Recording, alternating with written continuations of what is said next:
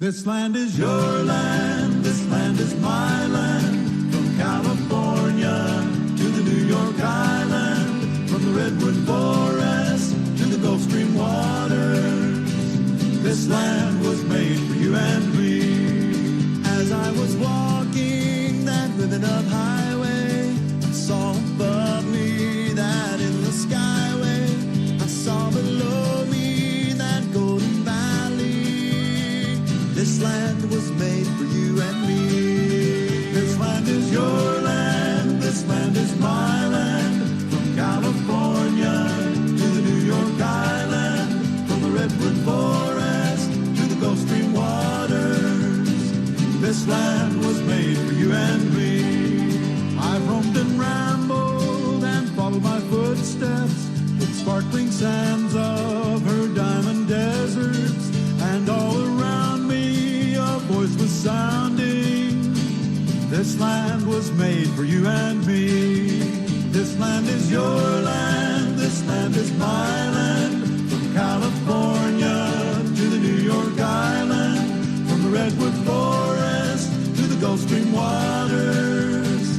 This land was made for you and me. When the sun came shining and I was strolling, and the wheat field waving and the dust clouds rolling, as the fog was lifting, a voice was chanting. This land was made for you and me. This land is your land, this land is my land. From California to the New York Island, from the Redwood Forest to the Gulf Stream waters. This land was made for you and me. This land was made for you and me.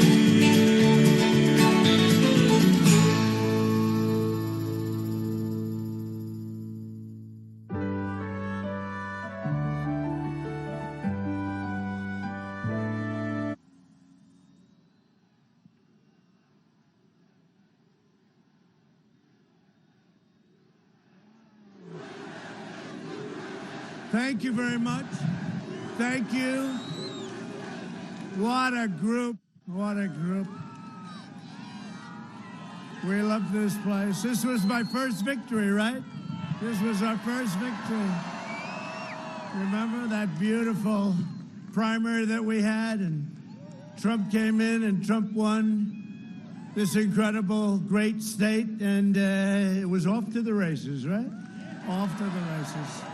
So I want to thank you, and hello, New Hampshire. It's great to be with you on this beautiful day. Oh, this beautiful day. 9 days from now, we are going to win the state. Can you believe 9 days? And we're going to win 4 more great years in the White House. We're going to keep it going. This is the most important election in the history of our country. The most important election. And I never thought I'd say it after what we went through with the last one 4 years ago. This is a more important election because we're fighting people that we've got to end it. We've got to end the fight. We've got to put them down. We've got to end the fight. Our country will never be a socialist country. We have to end the fight once and for all.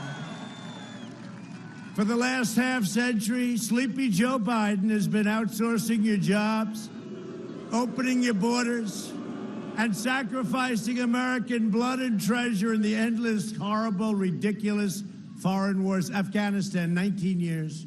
19 years.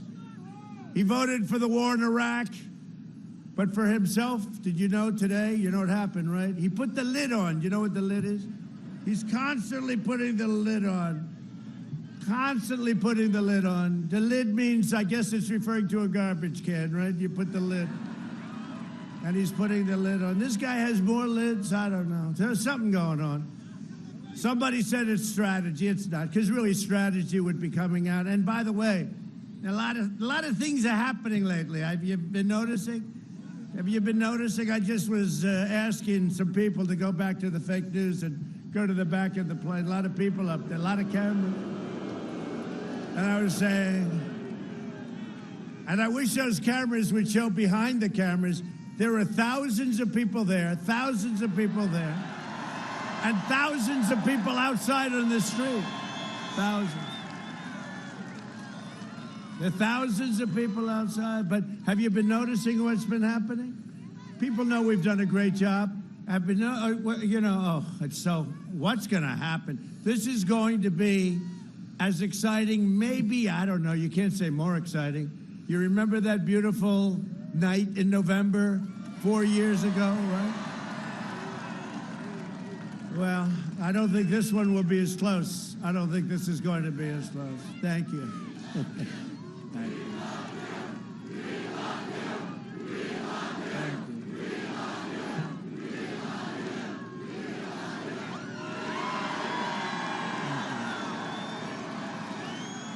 No, that's a chant. In all fairness, I said, has anyone in the history of politics, think about it, Ronald Reagan was popular, but they never had that chant. That is a chant. I won't even say it because I don't want to cry.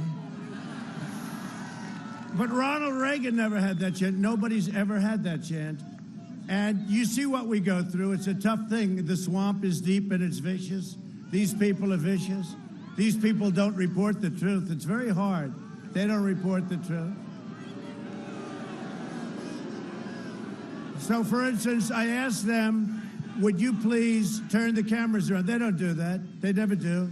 They have this shot all the time. I don't have that big an ego. I don't want that shot. They have this shot. You know what they show?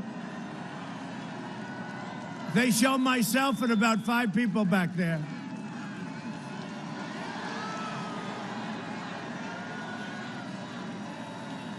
And on occasion, some of the people back there become big stars because they are on camera. But they never move the camera, and I used to think it was the way it is. You know, you couldn't move it. Mechanically, you couldn't do it. And then all of a sudden, we don't see that anymore. I shouldn't say it, but we don't see it anymore. They used to have little fights, right? Little problem. And the camera used to turn like a pretzel to catch it because they viewed that as a bad thing, right? A bad thing. And that camera would turn around, that steel would turn like there's nothing to it, but they never show the crowds. But you know what? They don't show Biden's crowd when 7 people show up. And you know what? They don't show Barack Hussein Obama. He came out to campaign 2 days ago. Right? And they had 42 people. He drew flies. Did you ever hear the expression? Obama drew flies. But they don't show that. But we want them to show our crowds because there's never been anybody, and this is us as a group, anybody, any group, any movement that's ever gotten the kind of crowds that we have.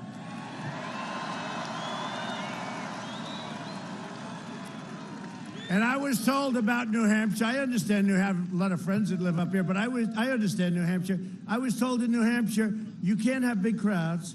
You have to go to everybody's dining room and have dinner with them. This was even as I was campaigning, you know, I said, I'm sorry, it just doesn't work. You got to get together and all. And, you know, you have guys that have nothing much to do. They're politicians, and they'll go and have dinner with 2 or 3 people and every night, and they'll do this for years. And then they come in, you know, 7th in the primary or something. I said, no, we got to do this. And we've been doing this from the beginning. You have the good arena that holds a lot of people, and we pack that all the time.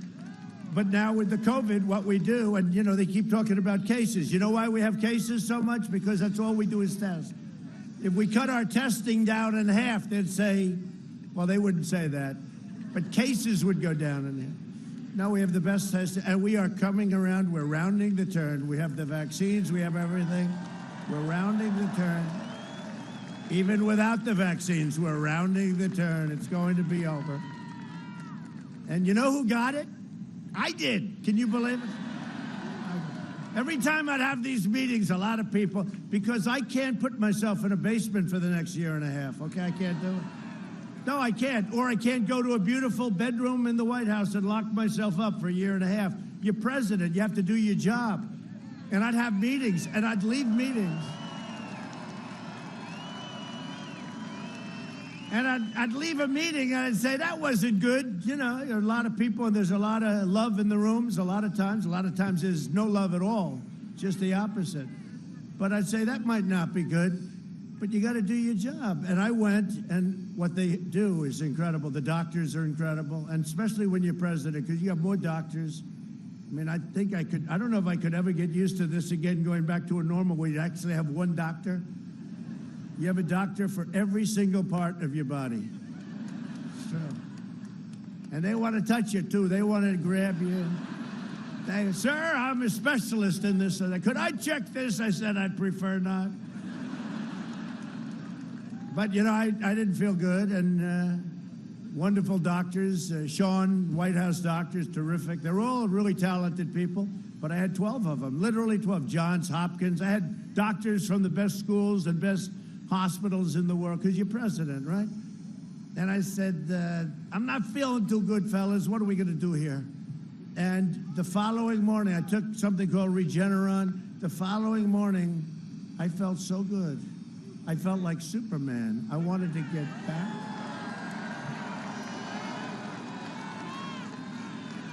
I didn't want to cancel anything.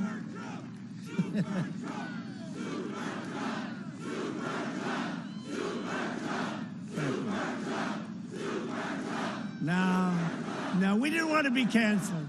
We didn't want to be canceling a lot of things, right? We didn't want to say, I'm going to take the next like Biden. I mean, I don't know what the hell's wrong with him. He never goes anywhere.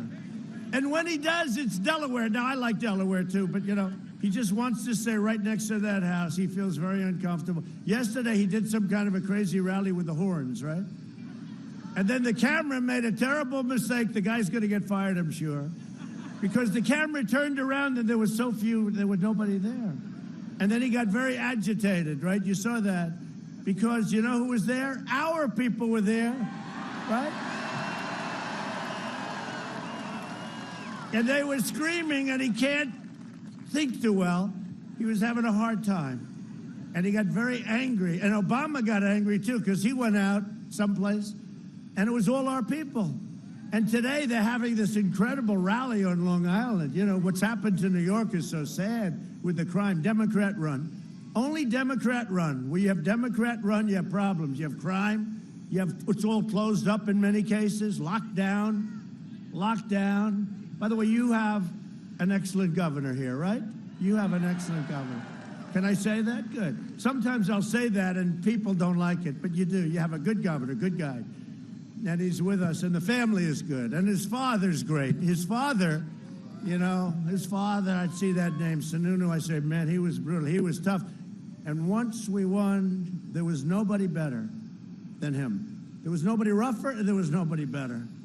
But it's a good family. They really are. They've done a good job, and you're open up, and you're doing business, and here we are. Here we are. But Biden has the lid on again. It's really... You know, I guess he figures if he keeps the lid on, he's not going to make a stupid statement. He made one yesterday. Yesterday he said, I'm getting tired of smart people. No, you got to like smart.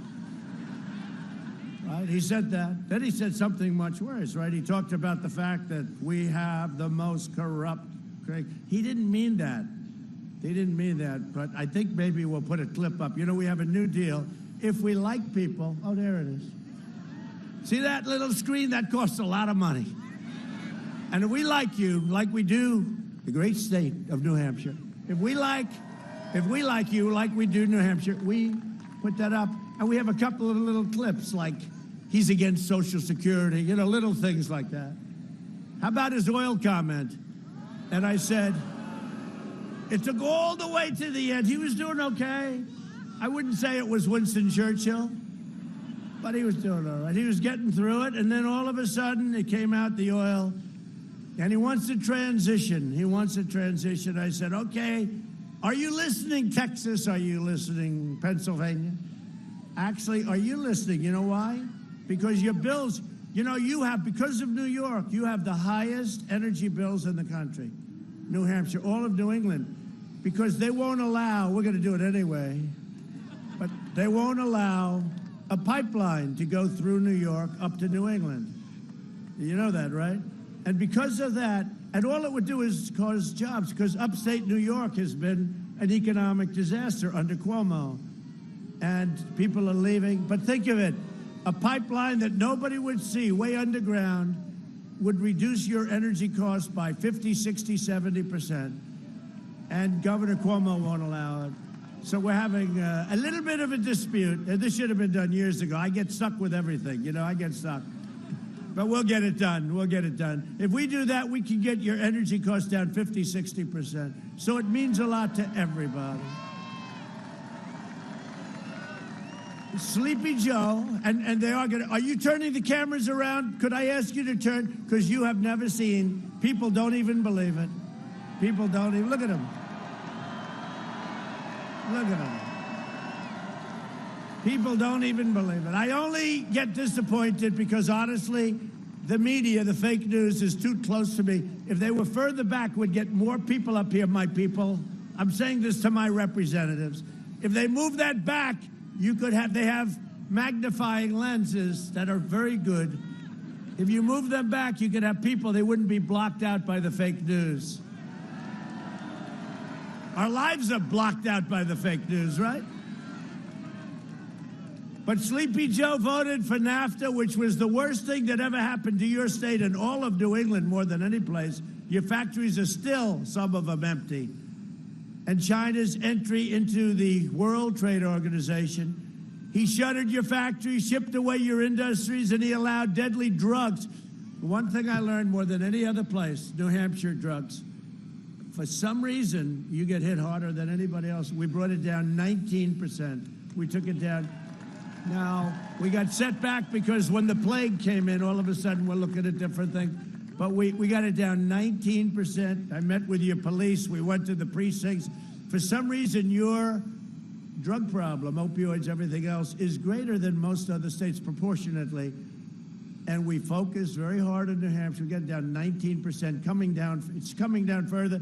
Had a setback when the plague came in from China. But we got it down to 19, and we're going to get it down a hell of a lot lower than 19 before we're finished, believe me. And he allowed drugs, deadly drugs, really deadly drugs, opioids and fentanyl, to pour across our borders and flood into your schools and your towns and communities, and more in New Hampshire proportionately, as I said, than any other place.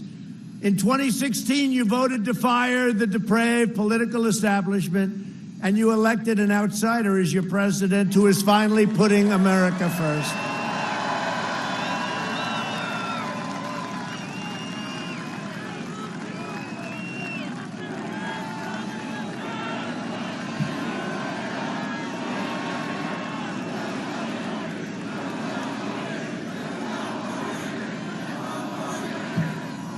This is not the crowd that comes in second, okay? You know, when you leave, it's like a poll, right? Except much more accurate.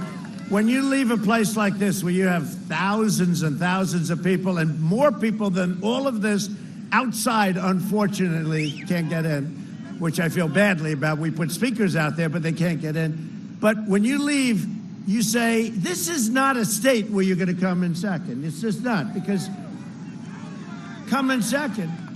If Joe came in, even if he came in that beautiful Air Force One, is that beautiful? You know, I'll tell you quick. Should we tell? We have plenty of time today, right? Like, is there any football game? We don't watch football as much anymore, right? Until they stand and honor our country, we don't care. Until they honor that. But, you know, when I first came in, I said, how old is Air Force One? Now, we have the greatest people in the world in our military. They're incredible. Look at the condition. That plane looks like it's 2 days old, right? But it's 30 years. Can you believe it? So I said, so what's going on? Well, they're negotiating with one, and they signed a contract for $5.7 billion. It's actually 2 planes. People don't realize this. Air Force One is 2 planes, okay? You always have 2. You get very spoiled when you have this job. I guess they figure if it's ever a little bit off or a little broken, you just rip out the second one for $2.5 billion. But it's a most incredible machine. So anyway, so I said, well, but 30 years is a long time. I'm not talking about for me. I'm talking it's a long time. And I'm good at airplanes, okay? Been very good at airplanes. I said, so what's the price? $5.7 billion. I said, you got to be kidding. For 2 airplanes, okay? I have friends, they order a Gulfstream, and they pay $78 million. I said, half of an engine costs more than that. So 5.7, so I said, I met with the head of Boeing, good man, and I said, this is the first week. I said, we're not going to buy it. Signed contract, all done. $5.7 billion. I said, too much money. We're not buying it. They said, why do you say it's too much? I said, because Obama agreed to it, so it has to be too much. It's the only thing. I didn't know anything about it. I didn't know anything about it. But I knew if they were buying it, it was too much money. So I said, nope, I'm not going to do it. I said, cancel the order. So I went to a general. I said, General, I want to cancel the order. Yes, sir. And I said, why can't we keep using this 30 years, sir? And he's right. Look, planes would come in from especially other countries, but from Arab countries, and it would be a brand new, what's called a 747-800. That's brand new right off the thing. It's actually a much different plane. It's much longer. It's got a much bigger wingspan. You wouldn't believe it. See the top the way it is? It's a much longer top. I hope you people are interested in this, but no, isn't this better than being on a teleprompter, right? No, but see the front. It's got its second floor is much longer. It's as beautiful as that is. It's far more beautiful, bigger, more impressive, more everything, and it's the right thing. So I said, so General, it's a signed contract. I want to terminate the contract. Yes, sir. I said, by the way, you can terminate it, no problem, right? Yes, sir. I'm very proud of it, sir.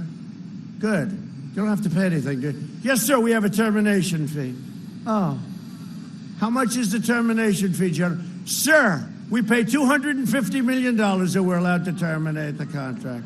It's $5.7 billion. So for $250 million, I said, wait a minute, General, wait. They haven't built it yet. They haven't even started it yet. We have to pay $250 million to terminate the contract. I don't like that deal, General. General, don't terminate it, because I want to get it. But I don't want to pay $250, and so just don't terminate it. Just tell them we don't want it. Yes, sir. So he told them. Then I told him, I said, nope, I don't want it. And we negotiated for about a month. And I said to the head of Boeing, really good guy, I said, hey, Dennis, look, it's 5.7. It's got to have a 3 in front of it. Now, I don't know anything about them. And it's very, very special what they have in this plane. They don't have in any plane in the world, okay? This is incredible. The kind of equipment. The equipment costs more than the plane. So I said, no, Dennis, it has to have a 3 in front of it. So this has 5.7, a 5. I said, got to have, in other words, we got to skip the 4s. We got to have a 3. No, sir, I can't do it. So then he comes back a couple of weeks later. He takes $100 million off. I said, nope, it's got to have a 3. I said, cancel it. I don't care. Don't cancel it in writing. I said, we don't want the planes. I was very careful. We don't want the planes. Are you canceling the order? I said, no, we don't want the plane. Because I don't want to pay $250 of your money, if you don't mind. By the way, I could tell you about 300 of these stories, all right? These are stories that all different things. This one, I just see the plane sitting there so beautiful. So I said, no, we don't want the plane.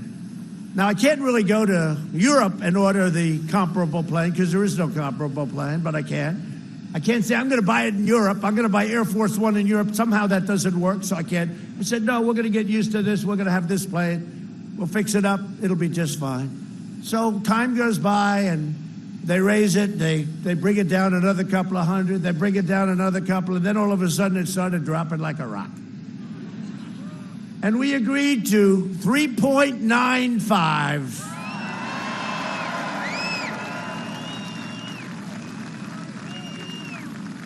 Somebody said, well, it must be a totally different plane. Nope. In fact, I actually had one generator added. It's not a big deal. One generator added. And they said to me, then Boeing came to me, so it's 3.9 as opposed to 5.7. Now, that took about 2 months, 3 months.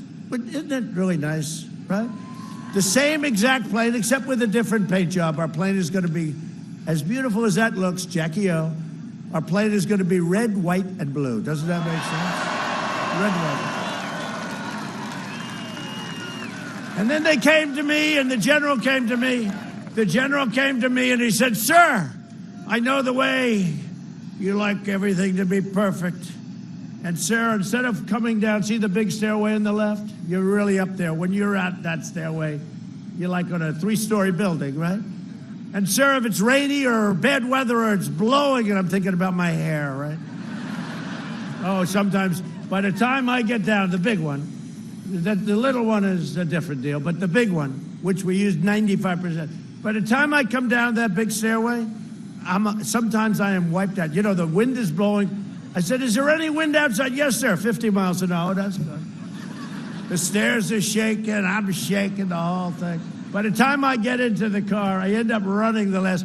By the time I get into that car, I'm wiped out, okay? I gotta say. Does anybody have a mirror? So the general said, sir, we can build a new stairway under the plane, sir. It's a spiral stairway. I said, wow, that's a great idea. You'd be totally protected, sir. I said, fantastic. How much? 50. I said, wow, 50. That's a great deal. I'll take it. I said, I'll take it. I said, by the way, so for $50,000, I can build. No, sir, $50 million. I said, I don't want this stairway for $50 million. I tell you this because you people understand business. No, he said, we can build it for 50. I thought he meant $50,000. That's a lot of money for a stairway. No, we can do it for $50 million. So if you don't mind, I decided, let my hair get messed up, right? So that's the story. That's a long story on the beautiful Air Force One. So we have it coming in, and can you imagine after all that? I better win this damn contest. Can you imagine if I saw Sleepy Joe? He wouldn't even know it's a different plane. He'd get, oh, no, this is very nice. Where am I? Where am I? You're an Air Force One. Oh, I didn't know that. This is very nice. How old is this plane? He'd say. I'd say, brand new, sir. It's brand new. Just came. If I see that gorgeous, you have to see the striping. It's incredible. There'll be nothing like it. And I don't want to see it. He won't appreciate it. He won't appreciate it because he won't understand it. But anyway, so that's a story that I tell. I could tell 100 stories like that. It's all the same. The waste, it's all the same. And it was all coming together. And then we had to spend $3 trillion on the plague. Can you believe it? With all of that, peanuts we're talking, we had to spend, and we signed a trade deal with China, which was so great, but the ink wasn't dry when we got hit by the China plague. And we'll never forget it. We'll never forget it. You watch. Sleepy Joe Biden doesn't care about New Hampshire. I saw that. He left this state before the primary was even over. He abandoned you. You know, he likes to say Pennsylvania, well, he left them too when he was 9 years old, you know. And based on the polls, I'm seeing the people of Pennsylvania understand that very much. And as I said at the very beginning, a lot of strange things. You know, we're way up in Florida. We're doing fantastic in Iowa, fantastic in North Carolina. We think really good in Pennsylvania. We're doing great in the great state of Texas. And these aren't polls, these are people now. You know, now you don't need polls so much. These are people. We're doing great all over. Georgia's looking very good. We're doing great all over. This could be a very interesting evening on November 3rd. Now, you know, the biggest risk we have are the fake ballots. To me, they send millions of ballots all over the country. They found some in a garbage can, military ballots. The name Trump was written in by the military, and they found them in a garbage can. Thousands and thousands, 500,000 incorrect applications in Virginia. Thousands and thousands of things. I say the biggest risk we have are the fake ballots. You know, I voted yesterday in Florida, and I went and I voted in person because I like to vote in person. Call me old-fashioned, but a lot of our people want to vote in person. They want to vote. So I went to Florida. Sir, do you have identification? They said that. And they didn't mean to be rude. They want to go through like they would. I took out a passport. I gave them a passport. I took an ID. Wouldn't it be nice to have voter ID, by the way?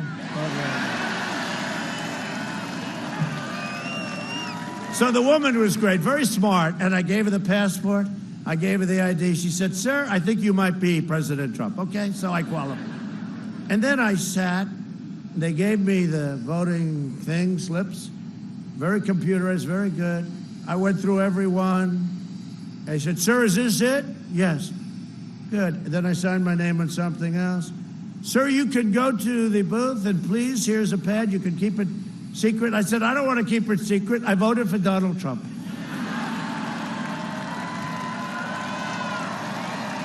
I don't want to keep it secret. Now, if I voted for Sleepy Joe, that would be a story, right?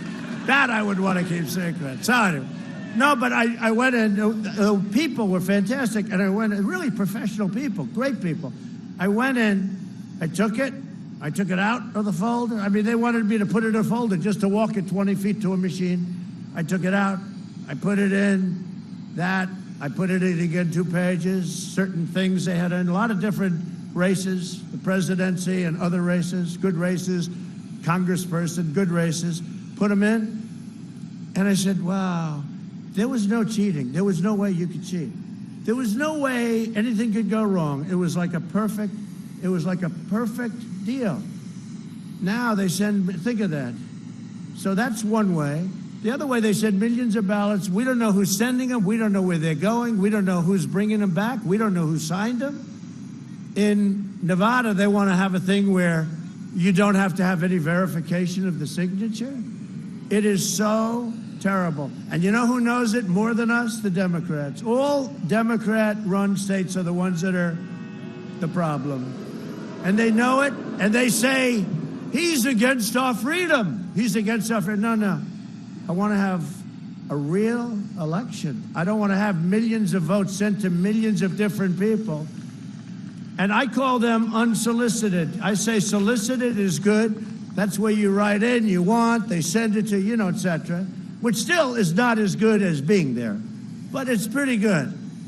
But when you have unsolicited, meaning you don't want them, they call them universal. I said, that name doesn't make sense. What does it mean? It doesn't mean anything. They call it different names. I came up with a name. They have millions of unsolicited ballots being sent all over. And it's no good. It's no good. And there's tremendous, every day you pick up the newspaper and you read about, the only good thing is we have people watching them like crazy, both law enforcement and yourselves and everybody. But in Philadelphia, which is notorious for what goes on, we want to have poll watchers. They won't let us have poll watchers. So we're in court over poll watchers. Why won't they let you have a poll watcher? What's wrong? Think of it. What's wrong? Philadelphia has been unbelievable. When a candidate, very wonderful candidate, happened to lose very badly, ran a number of years ago, a man named Mitt Romney. Did anybody ever hear of Mitt Romney? He did so badly in Philadelphia, almost nobody voted for him. Now, you know that's not so, but they gave almost no votes for him, almost nothing. And you know that's not so, and it's not right. And we want poll watchers in Philadelphia, and they won't let us have them, so we're in court.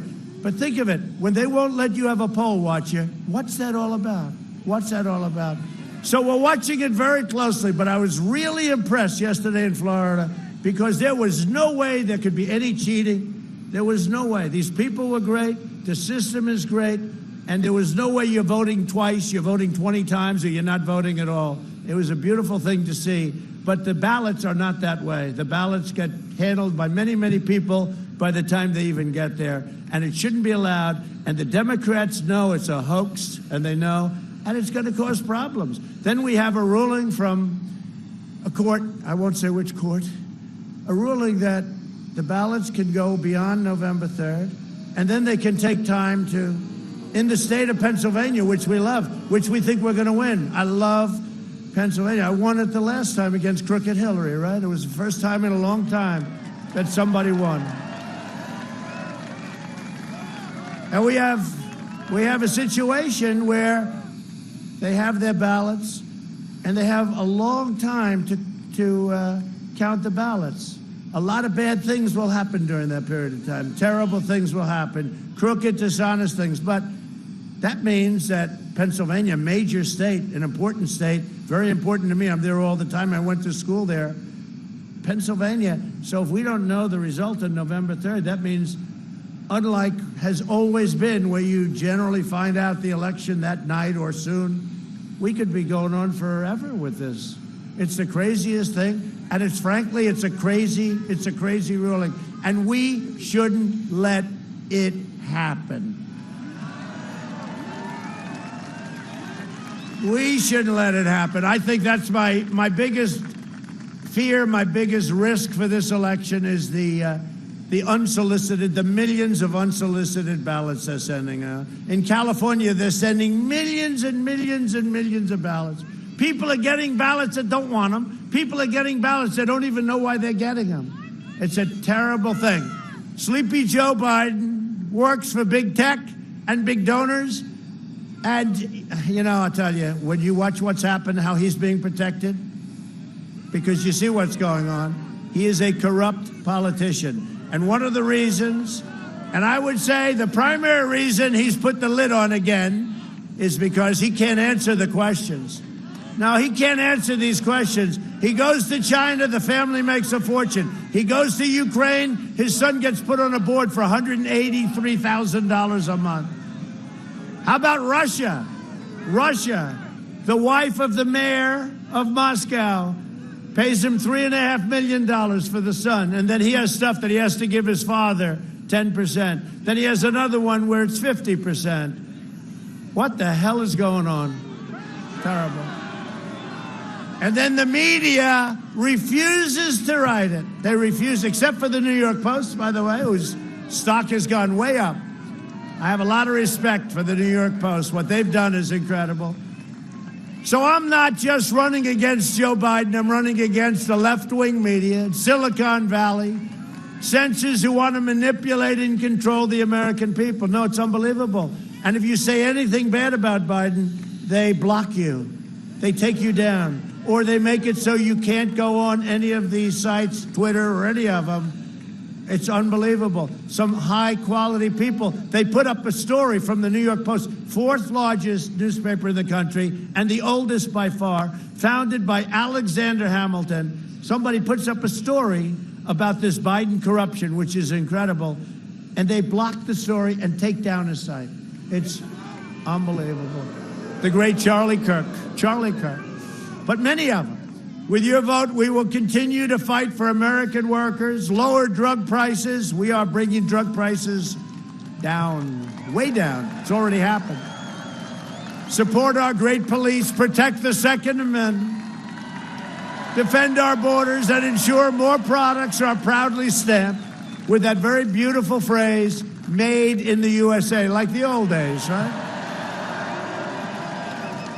We go back to the old days sometimes. Made in the USA. People used to be so proud of that. We are again.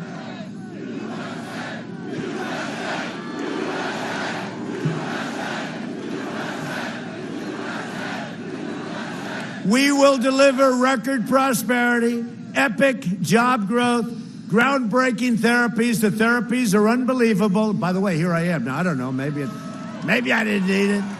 Maybe I didn't need it, but I'm happy I took that Regeneron. Superman. And a safe vaccine, and we have many of our greatest companies and labs are coming out very quickly with the vaccines. They're doing great, very shortly, very quickly. It's going to be delivered fast. That will quickly end the pandemic. It's ending anyway. We're rounding the turn, but the vaccine will get it down fast. Because we want normal life to resume, normal life. We just want normal life. Normal life. And next year will be the greatest economic year in the history of our country. You know, last year, New Hampshire had by far the best year economically that you've ever had. And I can say that for, I think, every state in the union. I really think just about.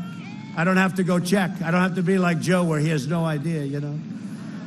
You just say, no, it's uniform. I think just about every state in the union. And you see what's happening now. We have a super V. We're recovering at a level. Housing starts. The Atlanta Fed just predicted. Now, this is not a forecast by me. This is the Atlanta Fed. That GDP has risen, will rise for the third quarter, which will end, by the way, it'll be, I think the number will be produced on November 1st, which is just before, but hopefully you'll have voted by that time. That's the crazy thing. Everybody will have voted before some of this incredible news comes in, but the news has been very good anyway. They're predicting GDP up 35%. Nobody's ever had that, right? I think 8%. I don't know what the record is, but like 8 or 9 or something maybe is a record. But this is 35% up, faster than any other country anywhere in the world. We went down less, and we've gone up faster. So within my first year in office, I delivered the largest tax cuts and reform in the history of our country. We cut taxes $2,200 a year. So that's for the typical American family. We doubled the child tax credit, $1,000 a child. And we increased median household income to the highest levels ever recorded. Highest. Then we had to close it up, save millions of lives, at least 2 million lives, and now we're opening it up. The radical Biden-Harris agenda, what do you think of Harris? Oh, boy. More liberal than Crazy Bernie. Can you believe it? So you have Crazy Bernie. He's crazy, there's no question. But he's a good sport. He's a great sport. No. Have you ever seen anybody lose so much and be so happy about it? It's happened now twice. Is Bernie running again in 4 years? Media, is Bernie Sanders projected to run again in 4 years? I think so. He'll be up there. One thing about him, he fights. Yeah. You know, he fights, but he somehow doesn't mind losing because Elizabeth Warren, a neighbor of yours. No. Elizabeth Warren, super radical left, not as bad as Bernie. And by the way, not even close to Kamala. But if she would have, and you know, I say it all the time, if she would have left, because she was gone. If she would have left before Super Tuesday, Bernie would have won every single state. That Sleepy Joe, he was shocked when he won. They said, Joe, you won. What? I did? How? What happened? Well, Elizabeth Warren stayed in the race, Joe.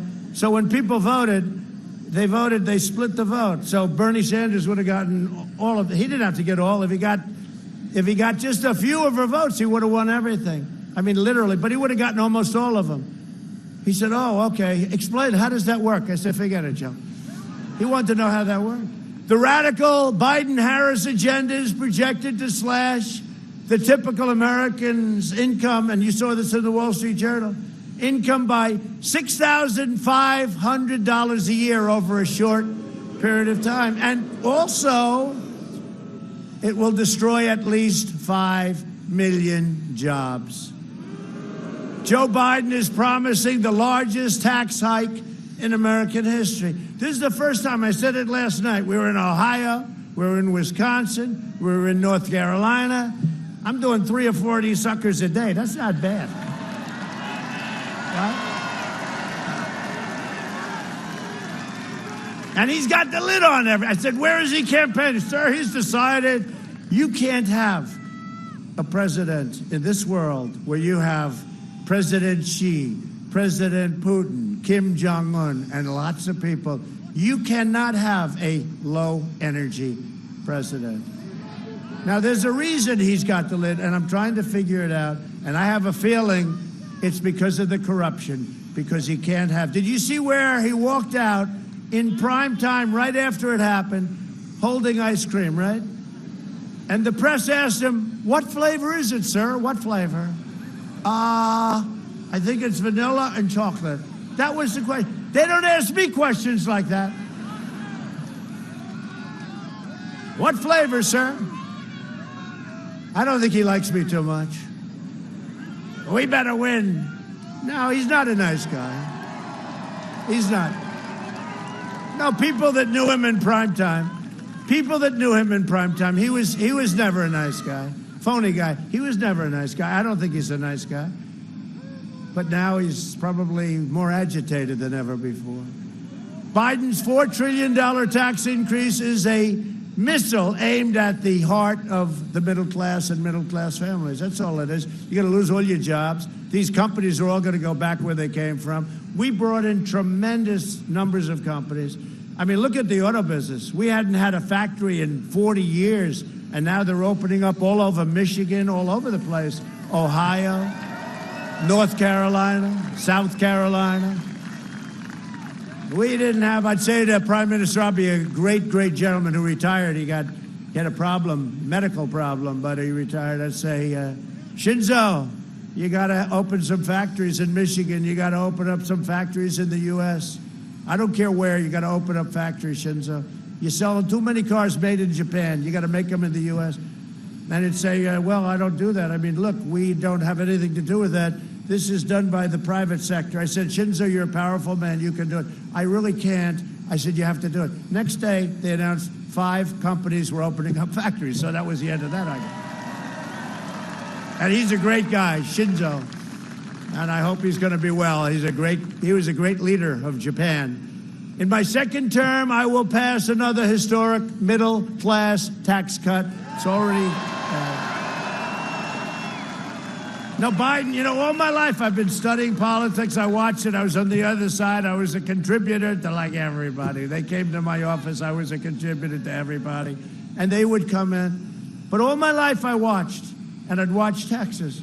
And I've never seen this before, where somebody goes, we will raise your taxes. Vote for me. No, it's never happened. I've always watched politicians, we will cut your taxes, we will cut your taxes, we will cut your taxes. Biden gets up, we will raise your taxes. And people say, oh, a lot of people don't get it. They'll go like, oh, did I hear that right? No, it's going to raise your taxes. So Biden wants to eliminate oil. Think of it in Texas. You saw him in the debate the other night. Now, he can't get away with that. I said, so tell me, because he almost made it. And then that last question got him. And Kristen, who is, you know, not particularly in my camp, I thought she did a good job, to be honest. I thought she did a good job. She looks at him, she goes, why would you do that? And then I said, yeah, why would you do that? And unfortunately for his party, he said he will transition out of oil. And I said, are you listening, Texas, right? Are you listening, Pennsylvania? And are all the people in the country, because we have an energy-independent country right now. And once we get New Hampshire and New England, the pipeline cutting across New York, which we're very close to getting, you will have energy prices that will be like low, very low, very low. And nobody else will be able to get that pipeline, that I can tell you, nobody else. That means that no heat in New Hampshire, winters, $5 a gallon gasoline, much more than that, I think. Think of it, what are you now, $2? And you'll go under $2, right? $2, right? Armenia, you know Armenia? We're working on that, you know, we're working. We did it with Kosovo and Serbia. Do you believe? I got 3 nominations for the Nobel Peace Prize. Can you believe it? Can you believe it? The Middle East, we're doing peace. I did it the opposite way of what these fools did for years. We just signed the 3rd Sudan yesterday. We signed. So we have Bahrain, UAE, United Arab Emirates, led by a great gentleman, a great leader, a great warrior, actually, Mohammed. And yesterday we got Sudan. I mean, no blood in the sand, no cost, no this, no that. The opposite way. And then we got one, Serbia. We had Serbia, because this relates to Armenia. We had Serbia, Kosovo. We're doing a trade deal. I said, wait a minute. These people, right? Serbia. These people have been killing themselves. They've been killing each other for years and years and decades. And we're dealing with both of them unrelated. I said, fellas, if you don't get your act together, we're not going to deal with you. What the hell do we have to deal for? We don't have to. You know, we're doing trade deals. I said, wait a minute. They've been fighting each other and killing each other for years. I told my people, tell them they got to work a deal. Otherwise, we're not going to do a deal with either of them. Of course, it's nothing. And you know what? They hugged and they kissed in the Oval Office, and they were so happy. And this is after many years. Nobody thought they could come together. Nobody thought they'd come together. That deal was worse than Israel, if you think about it, and the Palestinians. Israel and the Palestinians, they say, can't. It'll come together. It'll come together. We stopped paying. We used to give the Palestinians $750 million a year. And I said, look, we're not going to pay you. If you're not going to make a deal, why would we pay? And other people said that was a terrible thing. It wasn't a terrible thing because they'd say death to America, death to Israel, et cetera, et cetera. And now they want to talk. They all want to talk. So we have 3 countries. We have many countries lined up. You'll end up with peace in the Middle East with nothing, but for nothing. And a neighbor of yours, John Kerry, said 2 years ago, it would be impossible to do the deal that way. No, that's the only way you can do the deal. And it's all coming together beautifully. We're going to have peace in the Middle East. What we've done is pretty amazing. But with Serbia, Kosovo, so we signed a deal. So they gave me a Nobel Prize for that. They gave me a Nobel Prize for something else. They should give me a Nobel Prize for what I did in Syria. When I say Nobel Prize, nomination, I don't know. I don't know. But with Serbia, so now we have Armenia. Look at the Armenia. They are incredible people. They're fighting like hell, right? They're fighting like hell. And you know what? We're going to get something done because, thank you, and I love you too. The Armenians have had a tough go. But I saw, in fact, I was in yesterday, Ohio, actually. I was in Ohio because I went to various stops, but in Ohio, we had a tremendous group of Armenians with the flag and the whole thing. The spirit.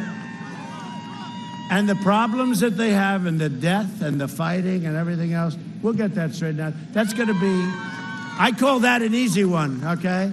We'll get that. Go back and tell your people. Go back and tell your people, all right? We'll get that straightened out. Armenia, why not? It's easy. If you know what you're doing, it's like that. If you know what you're doing, it's easy. But we will. But think of that with Kosovo, Serbia. I said, well, we're doing these 2. We're not doing either deal unless they put it together. And they both came back, the prime ministers. They came back. They were in the Oval Office 2 weeks ago, hugging and kissing. It was an incredible thing, very historic. And what are we doing? We're saving a lot of lives. We're saving a lot of good people from being killed. See, normally I wouldn't tell you all this stuff, but we're in the afternoon. Where are we going from here? There's no more NFL that you watch. Where the hell are we going from? Biden is also vowed. You think Sleepy Joe would be doing these things? I don't think so. I don't think. He'll go back to bed. Hillary used to spend a lot of time in bed, too. But she had more energy than him. She did. She had more. They said, what's the difference between crooked Hillary Clinton and Biden? I said, well, obviously they're both crooked, but let's get out of that. The big difference is she had more energy, but not much. And she's a more intelligent person. I will say this, she's a much more intelligent person. Until she used the word deplorables, I thought she was very smart. Biden has also vowed to impose the highest business tax rate in the developed world on companies that created jobs in our country. They came over here, they created jobs. They'll be gone in 2 minutes. It would trigger a mass exodus of companies and jobs out of America and back into the places they came for or other places. That's what happens. They would leave.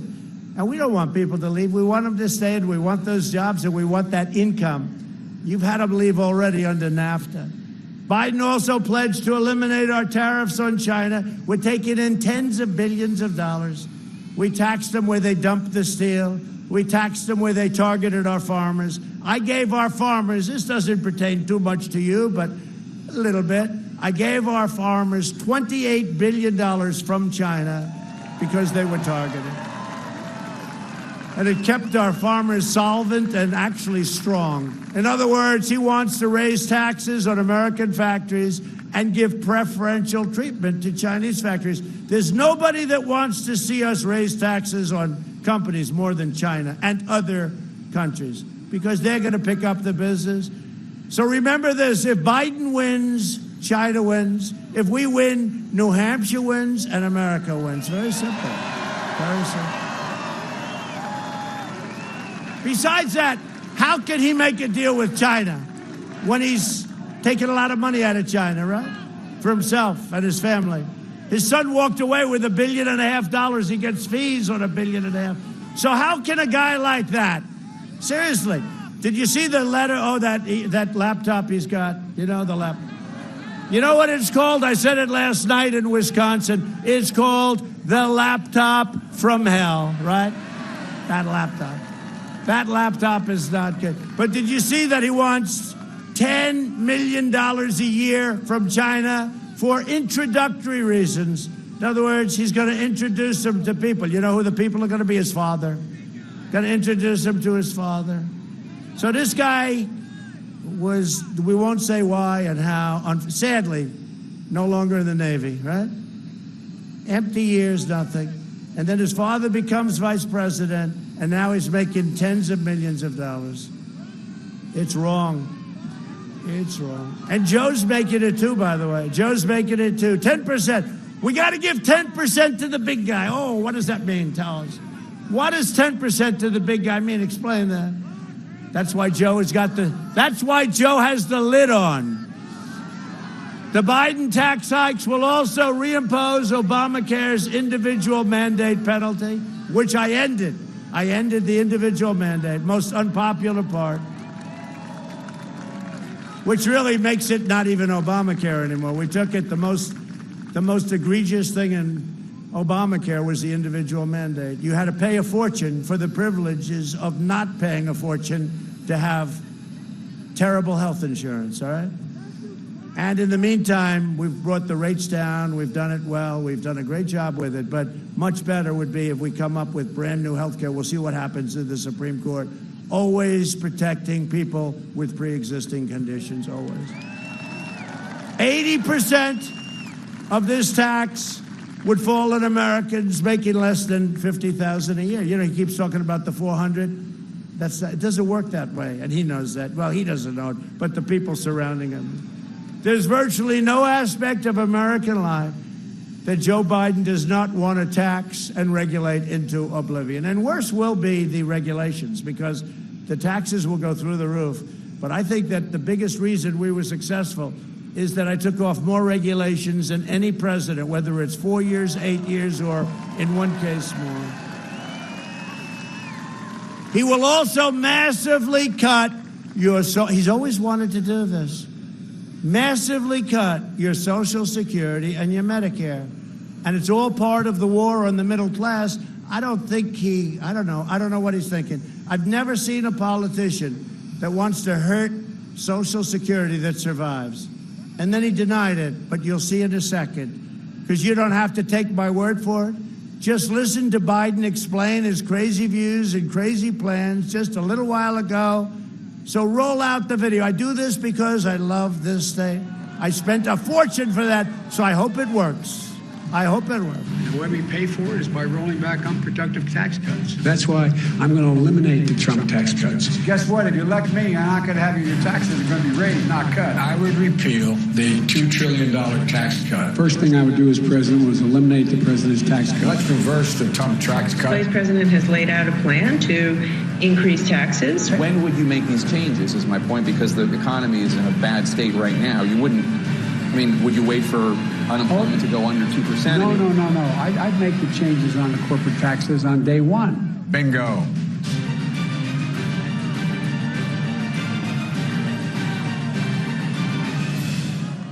Let me ask you a question, John. Yeah. You're right here with me. Yeah.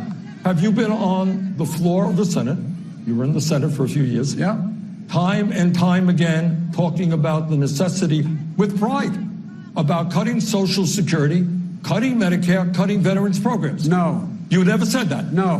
When I argued that we should freeze federal spending, I meant Social Security as well. I meant Medicare and Medicaid. I meant veterans benefits. I meant every single solitary thing in the government. Look, here's the deal. You're an honest guy. Why don't you just tell the truth here? We all make mistakes. I am telling the truth. And I not only tried it once, I tried it twice, I tried it a third time, and I tried it a fourth time. Joe, let me repeat it again. I want you just to be straight with the American people. I am saying that you have been on the floor of the Senate time and time again talking about the need to cut Social Security, Medicare, and veterans programs. Is that true, or is that No, not it's true? not true. That is not true? That is not true. I meant veterans benefits. I meant every single solitary thing in the government. everything was on the table. I did not support any of those cuts in Social Security or in veterans benefits. Whoa. Everything was on the table. All right, you're right. You just said it, including, in your judgment, cuts to Social Security and veterans. In order to get the kinds of changes we need on other things related. Joe, but we did not cut it. I know, because people like me helped stop that. All that I would say to the American people, go to YouTube. It's all over the place. Joe said it many, many times. And I'm surprised, you can defend that or change your mind on it, but you can't deny the reality. Secondly, we're in a situation where we have put together, and you guys did it for our administration, the President Obama's administration before this. We have put together, I think, the most extensive and inclusive voter fraud organization in the history of American politics. Proudly for your dad, first African-American state senator in the state of Delaware. Everything about. And by the way, I sit on the stand and it get hot. I got hairy legs that turn blonde in the sun. And the kids used to come up and reach in the pool and rub my leg down so it was straight, and then watch the hair come back up again. They'd look at it. So I learned about roaches. I learned about kids jumping on my lap. And I've loved kids jumping on my lap.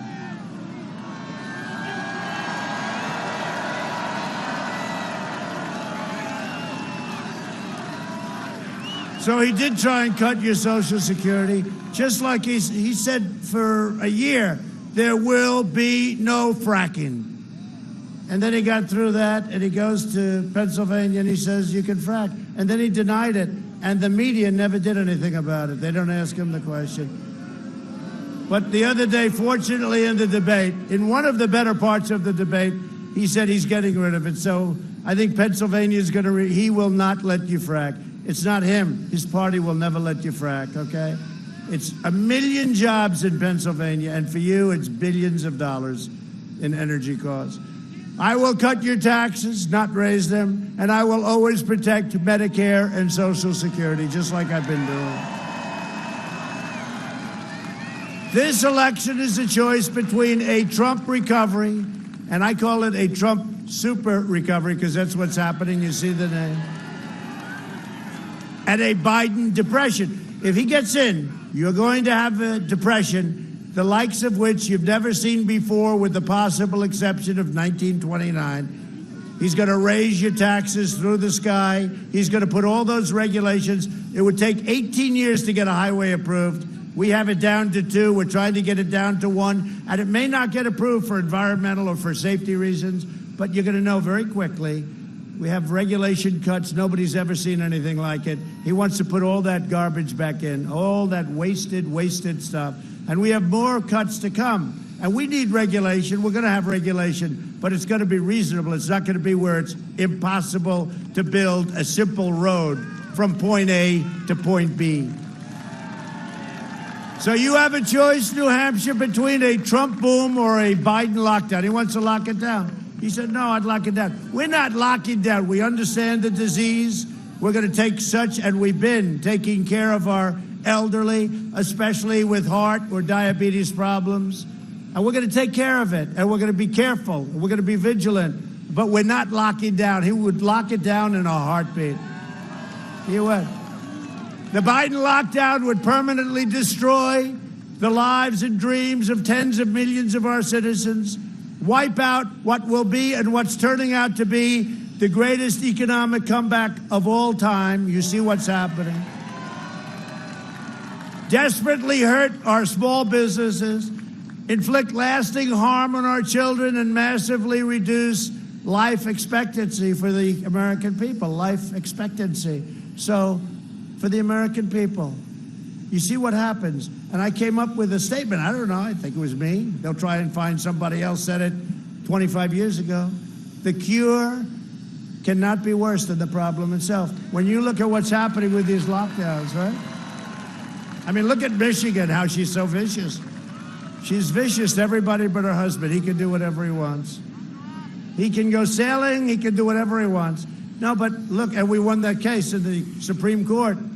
Michigan has to open. It was unconstitutional. She was running like jail cells over there, and Pennsylvania, and so many other places. But fortunately, you people are in good shape. You're in good shape. You have no complaints. Lockdowns will also lead to a surge in drug overdoses. That's what's happening. Drugs, alcohol, depression, suicides all over the place, tremendous family disputes like they've never had before. It's a horrible thing that happens. The cure can't be worse. Under my leadership, we have marshaled the full power of government in our fight to end the opioid epidemic, to help those addicted, and to keep our precious children from getting hooked on drugs. It's had a tremendous impact. And it's really, because this was one of the first states I really worked hard on and campaigned in, I learned so much about that whole drug problem from New Hampshire. This is really the place and you have incredible law enforcement, police, fire departments, where I met with them, and they know this problem better than the experts. Biden is the shutdown candidate. The Democrats are the shutdown party. They will shut down your jobs, shut down your schools, your businesses, your police departments, your energy. They'll shut down your freedom, and they will shut down the greatest economic comeback in the history of our country. That's what we're doing. Do you know how hard it was for me to say, we'll shut it down? We have the greatest economy in history. We're blowing away China. China was supposed to overtake us 10 years ago. 2019, they were going to overtake us. They were so far behind, we left them in the dust. Now, all of a sudden, we have to shut it down. But we saved. Remember, 2.2 million people were going to die.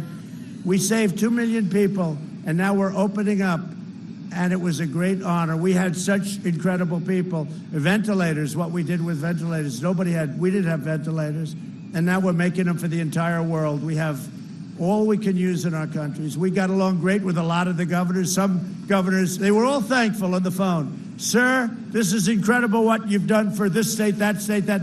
If they happen to be not good people, they would then go out and see the reporters, these people right there, and they'd say, we're not happy with the job the president is doing. We got them gowns and masks and goggles and ventilators and everything else. But now we have the vaccines coming way ahead of schedule. If this were another administration, you wouldn't have vaccines for 3 years. If this were another administration, you wouldn't have Regeneron that nobody heard of 4 months ago. You wouldn't have these new super drugs. And you look at the mortality rate down 85%. 85. Yet it's incredible. And then you look at Europe and what's going on. They always used to use Europe. Now they're not using it anymore. Yet, as we've seen from surging cases in Europe, they're never-ending shutdowns. It just never stops. Europe shut it down tight, and now they have a surge. And it'll work out, but it should have never happened from China. They closed up most of China, but they didn't close the world. They let it come to Europe, the U.S., the rest of the world. Joe Biden has made a corrupt bargain in exchange for his party's nomination. He's handed control of his party over to the socialists. He's handed it over to some very, very bad people. They are filled, and I've seen it, they're filled with rage and desperate for power. This election day, the people of New Hampshire must stop the anti-American radicals by giving Joe Biden, and it's really not Joe Biden, it's the people that control him, the people that surround him, because Joe doesn't have a clue. Joe doesn't have a clue. I really believe he doesn't have a clue. And, we can be nice, and we can say, oh, it's okay, or let's vote for him, we feel sorry. There's nothing to feel sorry about. This is our democracy. This is our country. We have to do what's right. And he's not a nice person. He's not a nice person. We have to give the Democrats a thundering defeat. And that includes Congress, that includes your Senate. You have a very good Senate candidate. I hope you're going to get out there. Because Corky is, where is he? Is he here? Corky. Corky Messner. Where's Corky?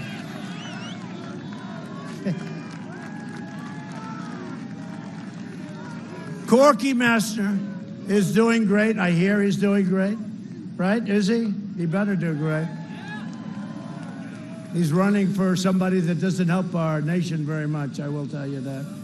So I hope you're going to be able to get out and vote for Corky. And congressional candidates, Matt Bowers and Steve Negron.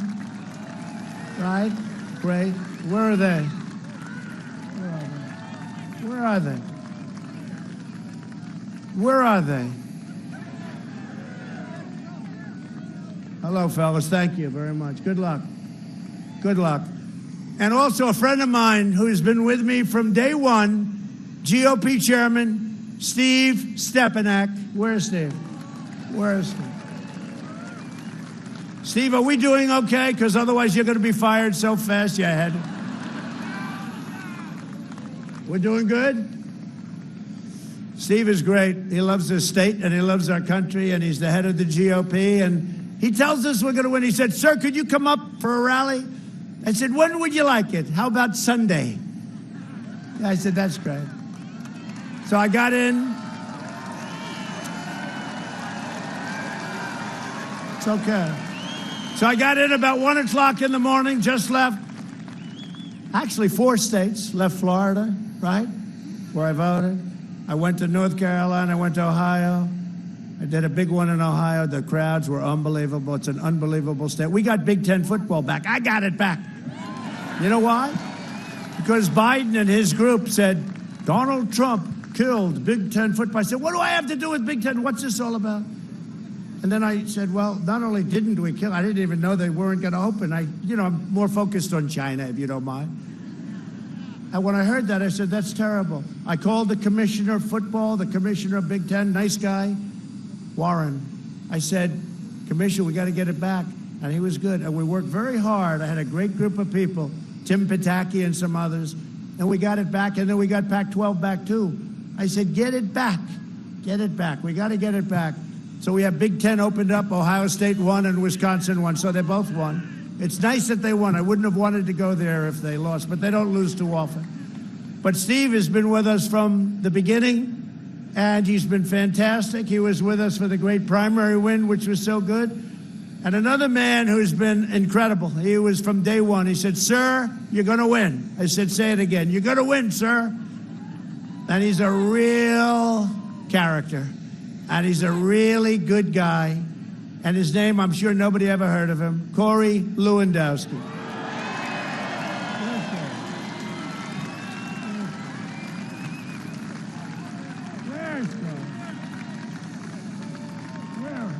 Oh, there they are. I'm looking for these people. Hi, Corey. Are you doing okay, Corey? Are we going to win, Corey? You better win, Corey. I'll never speak to you again. I'll never speak to you again.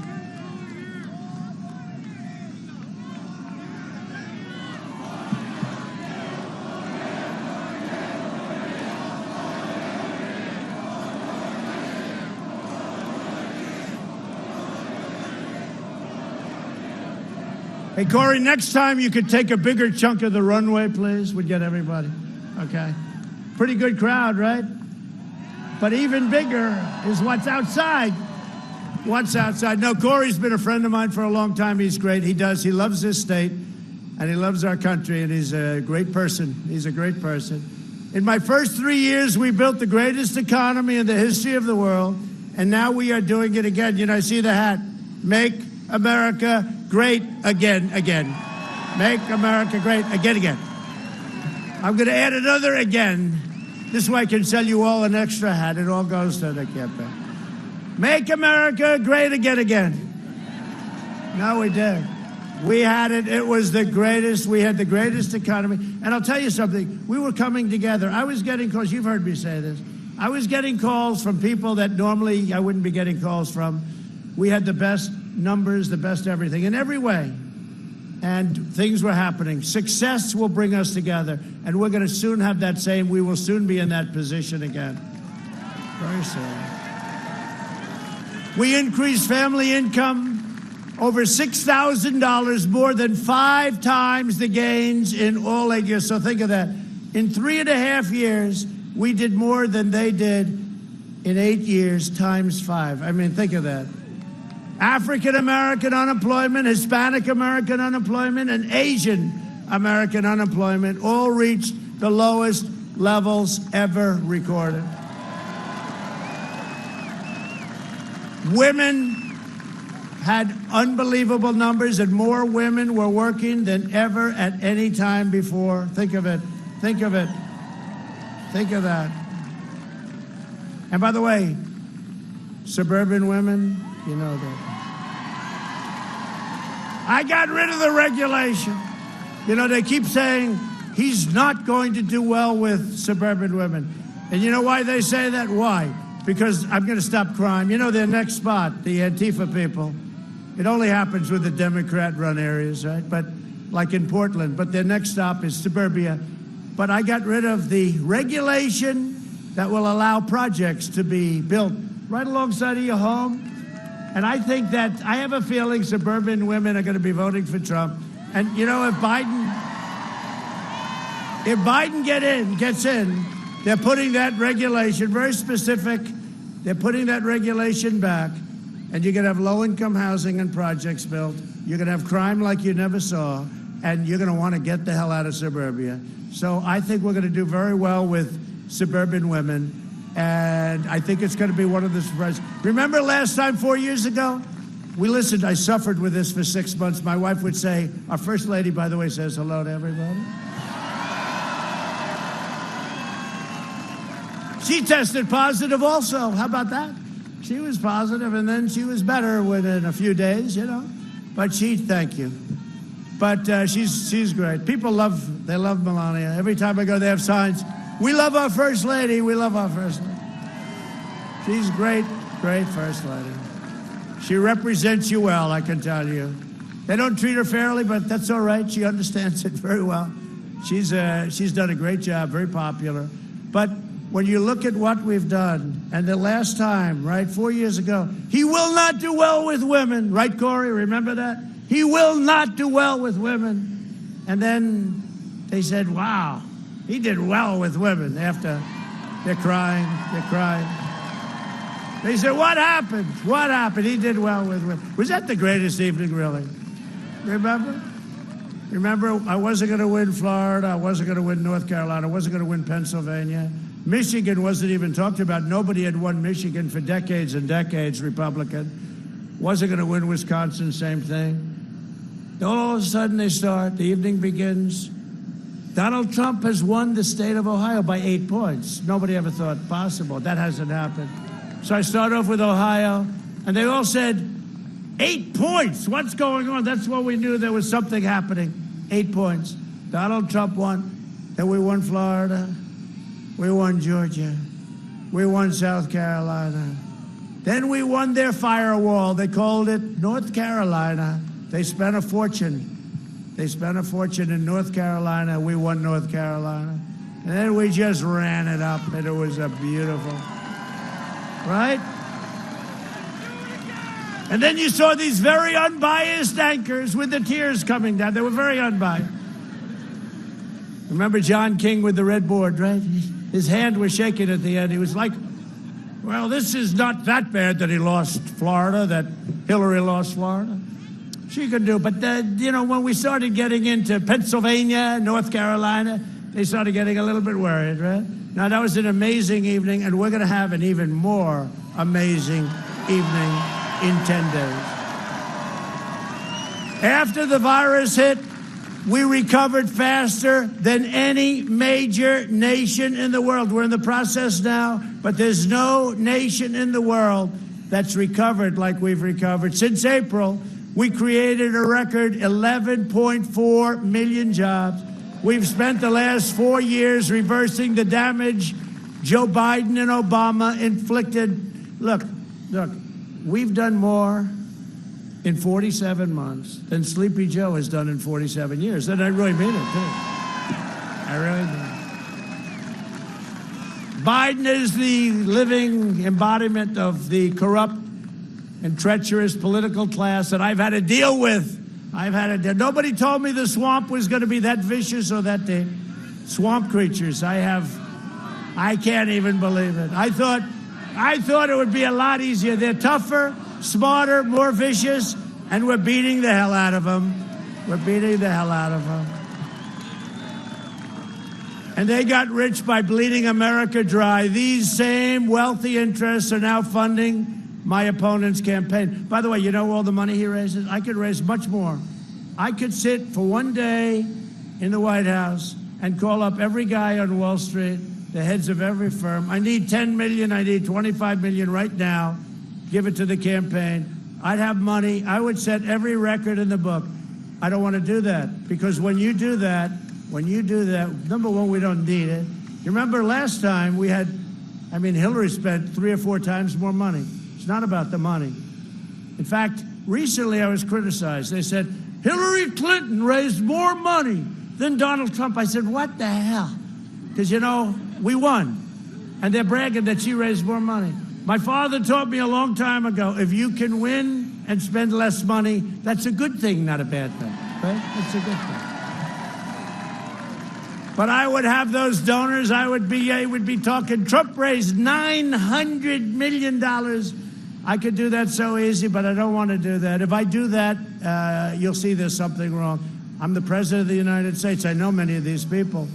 Every time he raises big money like that, they've made deals. They've made deals. They're very simple. I serve the people. Joe Biden has proven to be a corrupt politician, whether you like it or not. It's a corrupt politician. And if I don't sound like a typical Washington politician, it's because I'm not a politician.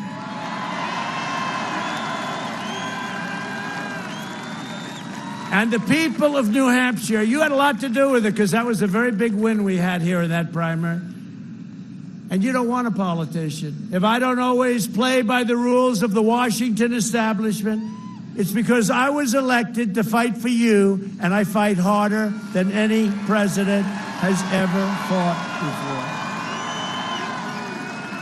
I ended the NAFTA nightmare, and you know it better than anybody else. You have the scars of it better than almost any other place in the United States. And proudly signed the brand new USMCA, which has just kicked in. Whole different ballgame. I wouldn't say Mexico and Canada are thrilled with that deal, but that's okay. I took the toughest ever action to stand up to China under my leadership. We achieved the most secure border in U.S. history. And the wall is going to be finished very shortly, over 400 miles. We're doing 10 miles a week. 10 miles a week. We're doing 10 miles a week. Biden and Harris, the wall. You notice they don't talk about the wall anymore. They used to say the wall will never get built. It's terrible. Every day, front page, hammering me. I had a major party, the Democrats, along with the fake news media, and now we find out big tech. And the rhinos, too, the rhinos. You know, the rhinos in many ways are worse than all of them. That's Republican in name only. Does anybody? No, I had this major group of guys, and they used to hammer me. The wall will not happen. It will not happen. Then I won a couple of cases. They kept saying, then the wall started. Now they never mention the wall anymore.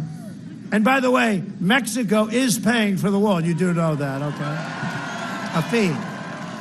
Biden and Harris have put forward the most radical immigration plan ever conceived by a major party, including nationwide catch and release, which means open borders. It's a disaster. You catch a murderer, you catch a rapist, you know they're murderers, you know they're rapists, and you release them only into our country. If you don't mind, I ended it, and it was very tough to end it. It was very tough. And then Joe said the other night, and they come back to court. No. They never come back. I told him only a very low IQ individual comes back. They never come back. He said they come back for a trial. They say, come back in 4 years. And then nobody comes back. Why would they come back? There's no reason to come back. They would never come back. Only, I'm serious, like 1%, a tiny fraction comes back. And he was so solid on that, right? You saw that. They then come back for a trial. He was making it sound, catch and release was a disaster. I've ended it. We're not letting criminals into our country. Our country would surrender control of our border, and we would surrender control to the cartels in Mexico, who are vicious. The Biden border plan would be the biggest gift in the history.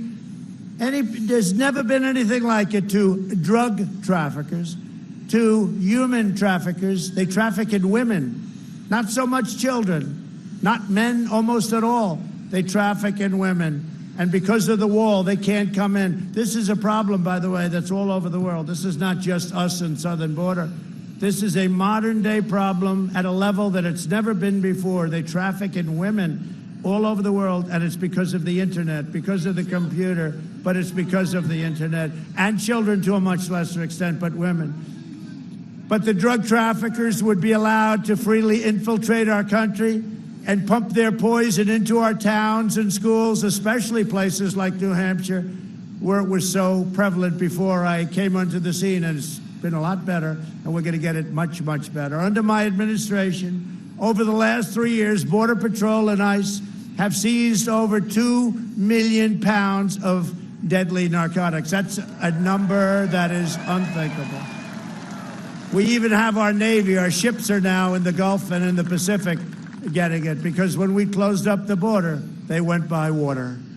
Okay, they don't miss a trick. They're very smart, but we're seizing tremendous amounts in the ocean and in the Gulf. Working with Colombian officials, we've also seized or disrupted 227 tons of poisonous narcotics since April. That's just since April. And then Joe Biden goes out and says the other day that America is nothing more than an idea. No, America is a great country. That's what it is. It's not an idea. It's a great country. And you can't have a great country unless you have borders. Unless you have borders. We invested $2.5 trillion in the U.S. military, all made in the USA, much of it in New Hampshire. And we have weaponry, missiles, rockets, tanks, planes, tankers, submarines. We have weapons. We're the envy of the world. Russia, China, North Korea. You take any country, we're the envy of the world, and they all know it. Our nuclear plants are all brought back to perfect condition or new. And just hope to God we never have to use it. But you know what? It's going to be far less likely to use when we have it. But it's all been brought back. We have the greatest weapons, the hypersonic missiles that go 7 times faster than a normal very fast missile. We have the greatest equipment. We're the envy of the world. And hopefully, hope to God we don't have to use it. We passed big veteran area. Where's Big Al? Where's Al? I used to love that guy. We passed VA choice and VA accountability. We got it done, right? We got it done. So now instead of waiting online for weeks and weeks and days, and we have your VA choice. You go to a doctor, you get yourself taken care of. We paid the bill, and it's just been a great thing. We just got a 91% approval rating from the vets, the highest we've ever had by a lot. How's Al? Is he around? Where's Al? Where's Al? Where's Al?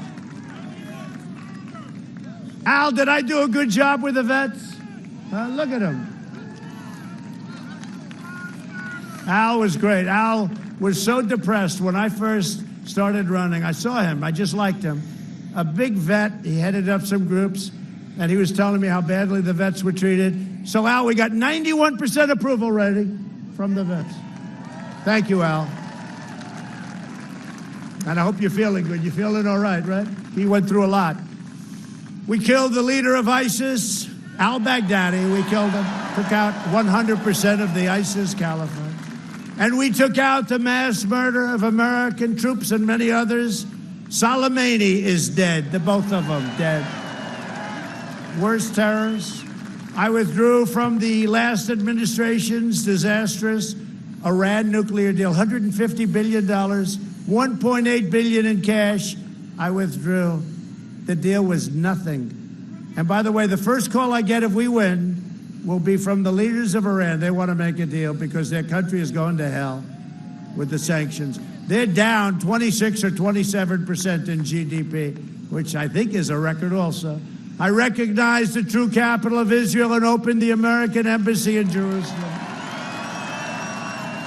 And instead of never-ending wars, we are forging peace in the Middle East. No more blood on the sea. A vote for Republicans is a vote for safe communities, great jobs, and a limitless future for all Americans. And do me a favor, vote for your senator, please. He's going to be such a great senator.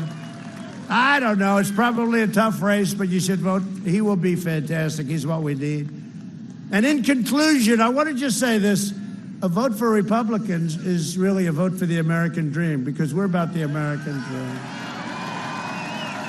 And in conclusion, over the next 4 years, we will make America into the manufacturing superpower of the world, and we will end our reliance on China once and for all. It's already happening. It's already happening. That's already happening. We will hire more police. We love our police.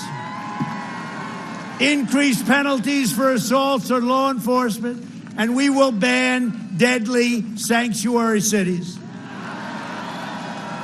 We will uphold religious liberty, free speech, and the right to keep and bear arms. And we're giving you a great new Supreme Court justice, by the way.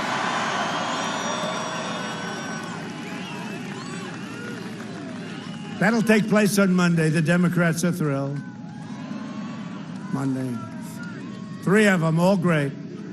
We will maintain America's unrivaled military might, and we will ensure peace through strength. That's all we have. We will end surprise medical billing, require price transparency, already signed and done, goes into effect on January 1st. Lower drug prices, favored nations, lowest prices in the world. I'm instituting favored nations. The drug companies do not love me too much. They're taking more ads than anybody's ever taken, but that's okay. People understand. And we will always protect patients with pre-existing conditions, always.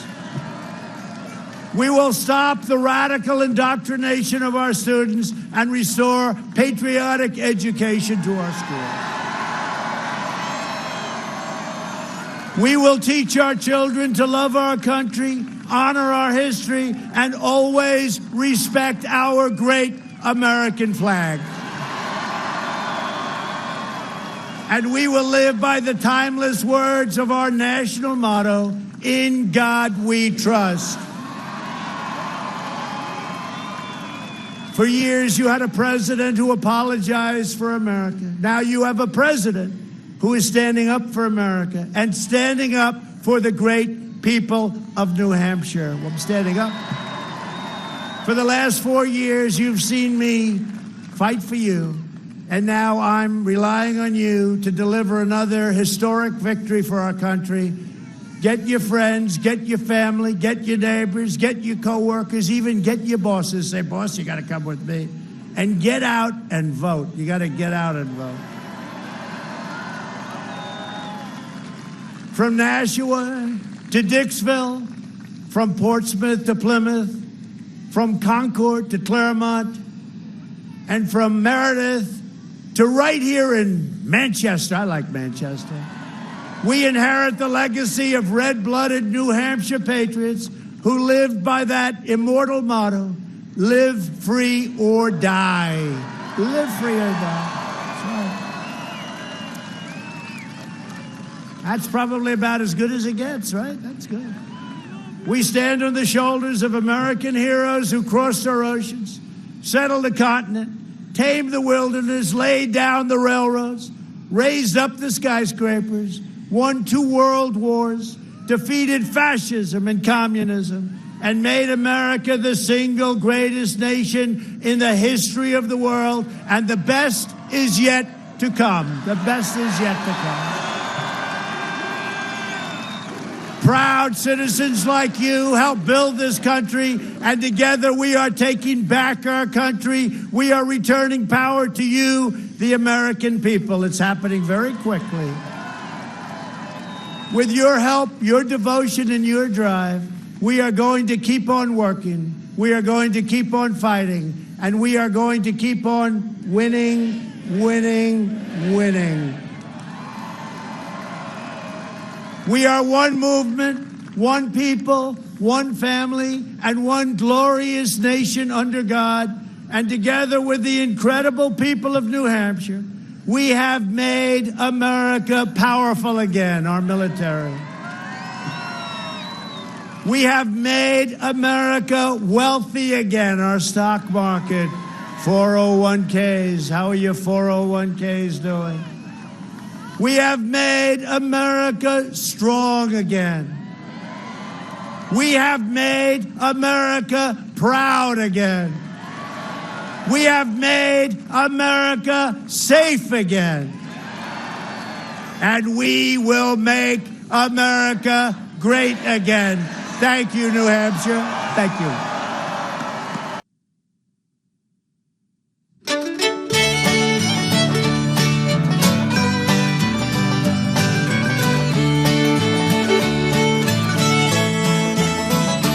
Oh, we'll rally round the flag, boys. Rally once again, shouting the battle cry of freedom.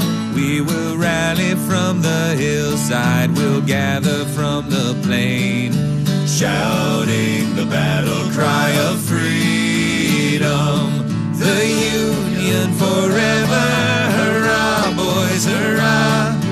Down with the traitor, up with the star, while we rally round the flag, boys, rally once again, shouting the battle cry of freedom.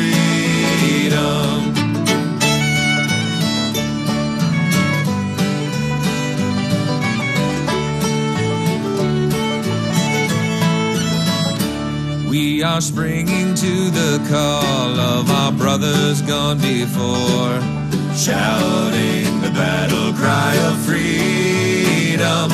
And we'll fill the vacant ranks with 1,000,000 free men more, shouting the battle cry of freedom.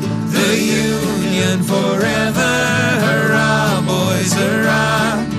Down with the traitor, up with the star, while we rally round the flag, boys, rally once again, shouting the battle cry of freedom.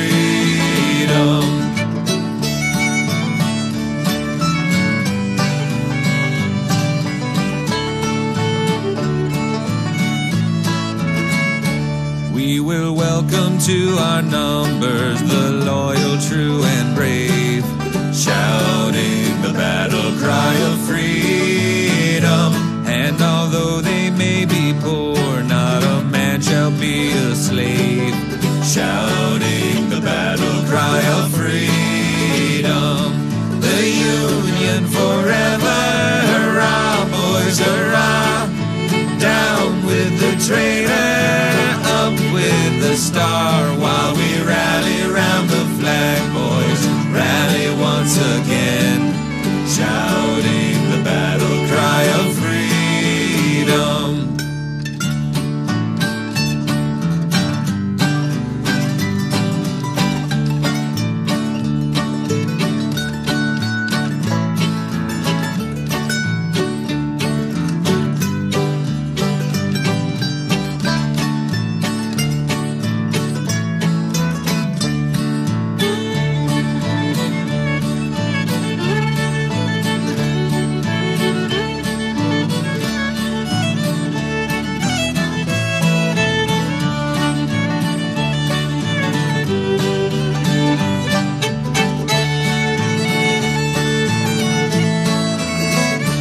So we're springing to the call from the east and from the west, shouting the battle cry of freedom.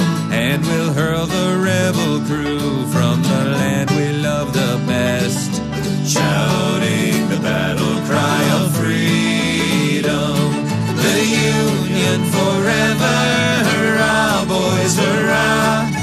Down with the traitor, up with the star while we rally round the flag, boys. Rally once again, shouting the battle cry of freedom while we rally round the flag, boys.